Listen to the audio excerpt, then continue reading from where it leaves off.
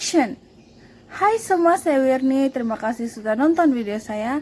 So, bagi kamu yang belum subscribe YouTube channel saya, please open your apps YouTube, tekan like dan lonceng supaya kamu boleh tahu bila masa saya upload video baru. So, hari ini saya akan bercerita lagi, tapi bukan cerita seram, tetapi ianya tentang satu kisah di dalam Alkitab yang menceritakan tentang seorang nabi. Saya rasa mesti kamu tahu nih cerita. Dan ceritanya ialah tentang Nabi Yunus. Kamu juga boleh baca dalam Bible kamu, Yunus pasal 1 hingga 4. Di mana 4 pasal nih dia menceritakan semua kisah, semua pekerjaan si Yunus sana.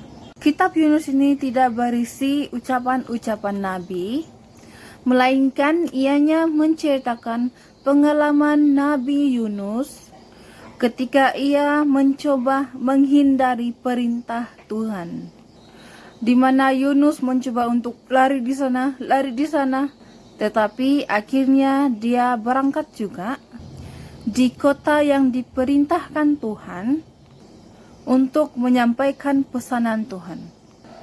Dalam perjanjian lama, Yunus bin Amittai merupakan bab yang ke-32 dalam perjanjian lama. Ada 4 pasal saja. Membaca kamu, 4 pasal saja. Siuk nih cerita.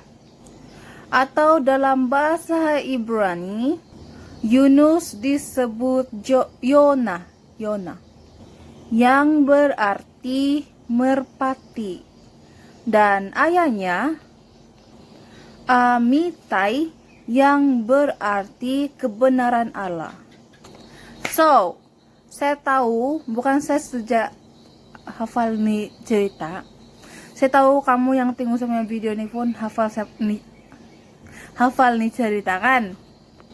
Apapun, stay tengok video saya sampai habis, sebab kamu akan mendapat sesuatu yang menarik.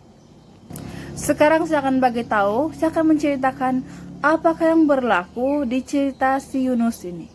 Tapi sebelum itu kita baca dulu dalam satu ayat dalam Alkitab di 2 Raja-Raja 14 ayat 25. Berbunyi demikian. Demikian firman Tuhan, ia mengembalikan daerah Israel dari jalan masuk ke Hamat sampai ke Laut Araba, sesuai dengan firman Tuhan Allah Israel yang telah diucapkannya dengan perantaraan hambanya Nabi Yunus bin Amittai dari Gad Hefer.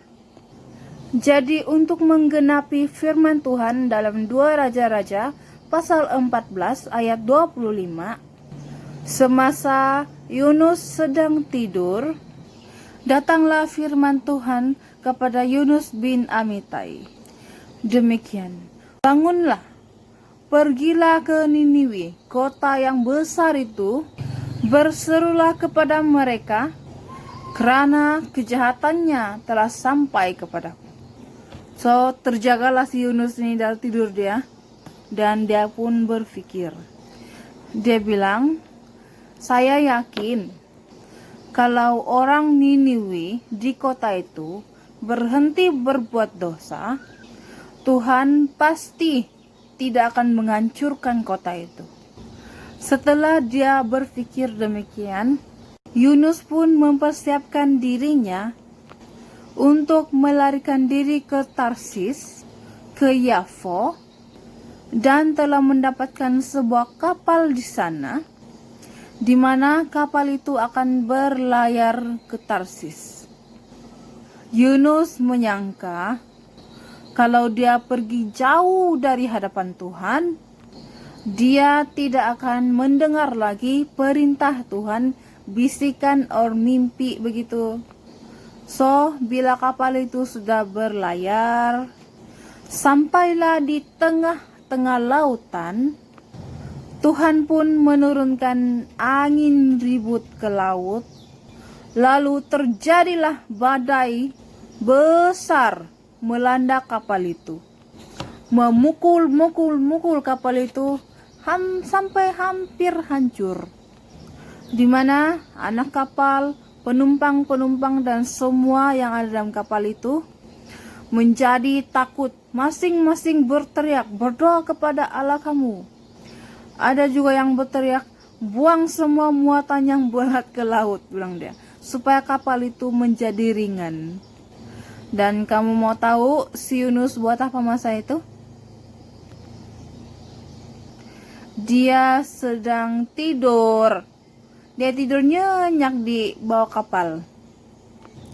Kemudian datanglah nakoda, pergi di ruangan bawah dan membangunkan si Yunus.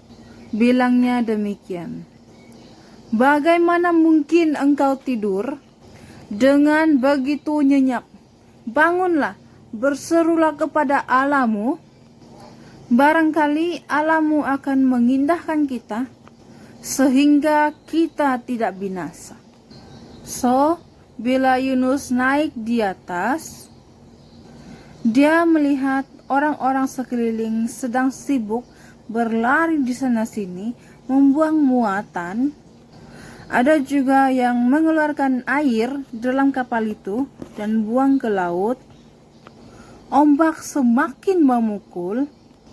Angin bertiup menghayung air laut, sehingga air laut masuk dalam kapal, memukul kapal. Keadaan menjadi teruk dan berkatalah mereka, mari kita buang undi. Siapa tahu dengan ini kita dapat tahu siapa penyebab segalanya. So, dorang buang undi lah nih kan, dorang buang undi. Terus dengan pekerjaan Tuhan, si Yunus terundi. Patutlah jarang saya nampak kau naik di kapal, bilang orang-orang sana. Kemudian berkatalah mereka kepada Yunus. Demikian berkatalah mereka kepadanya, beritakan kepada kami karena siapa kita ditimpa oleh malapetaka ini. Apa pekerjaanmu dan dari mana engkau datang? Apa negerimu dan dari bangsa manakah engkau? Dan Yunus pun menjawab, aku berbangsa Ibrani, aku hamba Tuhan, aku takut akan Tuhan, Allah yang empunya langit, yang telah menjadikan lautan dan daratan.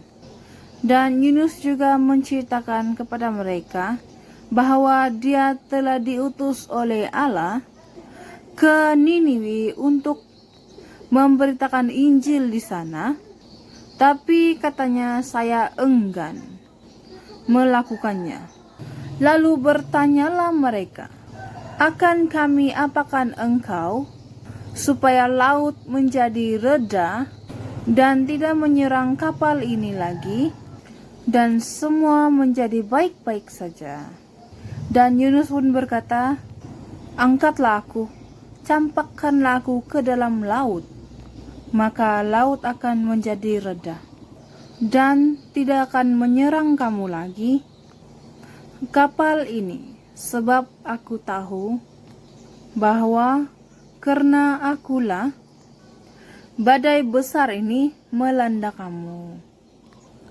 Dan orang-orang di kapal itu pun berdoa, ya Tuhan, janganlah kiranya Engkau membiarkan kami binasa karena nyawa orang ini, dan janganlah Engkau tanggungkan kepada kami darah orang yang tidak bersalah, sebab Engkau Tuhan telah berbuat seperti yang Engkau kehendaki. Kemudian mereka mengangkat Yunus, membuangnya ke dalam laut. Setelah itu, laut berhenti bergelora, berhenti memukul kapal, dan menjadi terang semula. Maka atas penentuan Tuhan, datanglah seekor ikan besar yang menelan Yunus, dan Yunus pun tinggal di perut ikan besar itu selama 3 hari 3 malam. Kemudian di sana dia mulai sadar dan berdoa kepada Tuhan Allahnya dari dalam perut ikan itu. Dia berkata, Ya Tuhan, dalam kesusahanku, aku berseru kepadamu, dan Engkau menjawab aku. Dari dunia orang mati, aku mohon pertolongan. Permohonanku Engkau dengar dan perhatikan. Engkau melemparkan aku ke tempat yang dalam, sampai ke dasar laut. Di sana arus air mengelilingi aku, ombak dan gelombang yang Engkau datangkan menghempaskan aku. Aku berpikir bahwa Engkau sudah menghalau aku dari hadirat-Mu, dan aku tidak akan melihat lagi rumah kediaman-Mu yang suci. Air laut naik sampai ke bibirku, samudra raya meliputi seluruh tubuhku. Rumpai laut melilit kepalaku. Aku turun sampai ke dasar pergunungan, ke alam yang gerbangnya terkunci sehingga selama-lamanya. Ketika nyawaku hampir pergi daripada diriku, aku ingat akan Tuhan, lalu aku berseru kepadamu. Engkau ya Allah mendengarkan doaku. Di rumah-Mu yang suci, Engkau mendengarkan aku. Dari laut yang dalam, Engkau menyelamatkan aku. Ya Tuhan Allahku, para penyembah berhala yang sia-sia meninggalkan Engkau dan tidak lagi setia. Tetapi aku akan menyanyikan puji-pujian bagi-Mu, dan aku akan mempersembahkan korban bagi-Mu. Aku akan menunaikan segala janjiku. Engkaulah Tuhan yang menyelamatkan. Lalu berfirmanlah Tuhan kepada ikan besar itu, dan ikan itu pun memuntahkan Yunus ke daratan. Dan datanglah firman Tuhan kepada Yunus untuk kali keduanya. Demikian, bangunlah, pergilah ke Niniwe, kota yang besar itu, dan sampaikanlah seruan yang kufirmankan kepadamu. Lalu bersiaplah si Yunus, dan berjalanlah dia ke Niniwe. Dengan seharian perjalanannya Yunus, akhirnya masuklah dia di kota Niniwe itu. Lalu dia pun berseru kepada orang banyak di sana. Katanya, 40 hari lagi, maka kota Niniwe akan ditunggang balikkan. Dan orang-orang sana yang mendengar seruannya si Yunus, langsung mereka mengumumkan puasa, baik orang dewasa maupun anak-anak. Harus mengenakan kain kabung.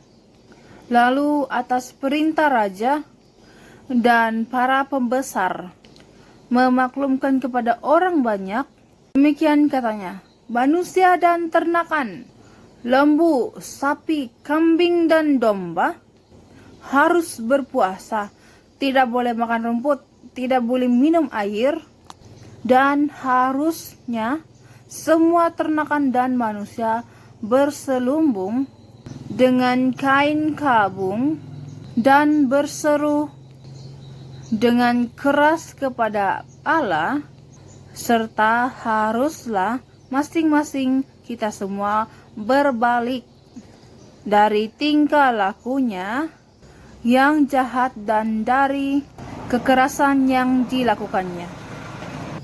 Ketika Allah melihat semua perbuatan mereka, yakni bagaimana mereka berbalik dari tingkah lakunya yang jahat, maka menyesallah Allah karena malapetakannya yang telah dirancangnya juga terhadap mereka yang tinggal di Niniwe, dan tidak jadi untuk melakukannya.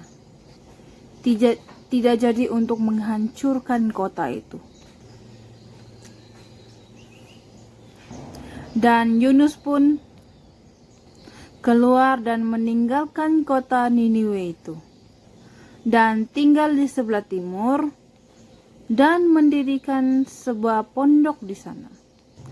So, itulah cerita tentang Nabi Yunus. Semua yang dia hadapi, yang dia alami, yang dia face Semuanya diceritakan di bab Yunus pasal pertama hingga 4. Jadi, membaca kamu Kalau kamu tidak buku Alkitab, kamu mondon lah apps Alkitab macam ini. So, apa yang kita pelajari dari kisah si Yunus ini? Yang pertama, jangan sesekali mengingkari panggilan Tuhan. If you keep say, namalah, pandailah. Saya pun ada sifat begitu tahu dulu.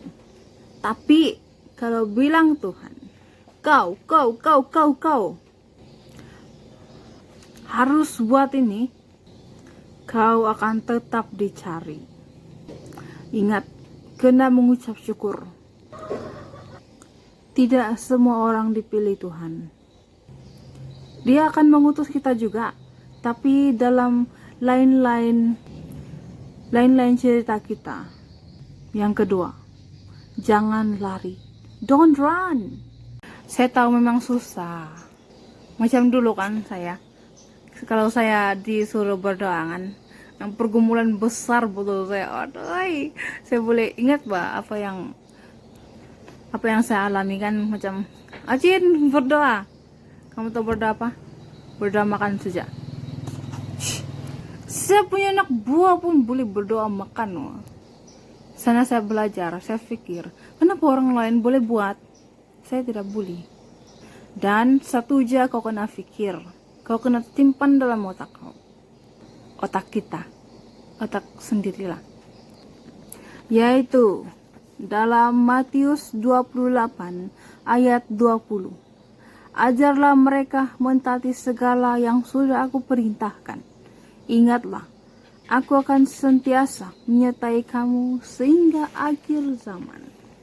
Yang ketiga, ada satu sikap Yunus yang kita boleh contohi, yaitu mengakui kesalahan.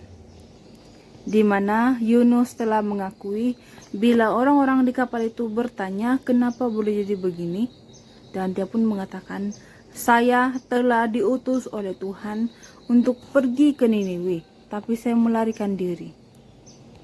Itu juga kita harus ambil, sebab kalau kita mengakui, Tuhan akan mengampuni. Oke? Kalau saya kadang-kadang saya mengeluh, why this only happen to me? Why? Tapi efek daripada itu, saya sentiasa pikir, ada orang yang mengalami suatu masalah yang sama dengan saya, tapi teruk daripada saya. Sana saya belajar. So, itu saja untuk hari ini. Biarlah ianya menjadi pelajaran dalam kehidupan kita. Kalau kita dipilih, kita mesti ikut. Jangan lari, karena Tuhan menyertai kita. Boleh mengeluh, tapi kena pikir balik tentang orang-orang lain juga. Dan barulah semua itu menjadi berkat, teguran dalam kehidupan kita. Apa pendapat kamu tentang cerita ini? Sila komen di bawah. Atau kamu ada kisah or cerita yang kamu saya kabel lepas nih, sila komen di bawah. See you all at the next video. Saya Werni. Thanks for watching.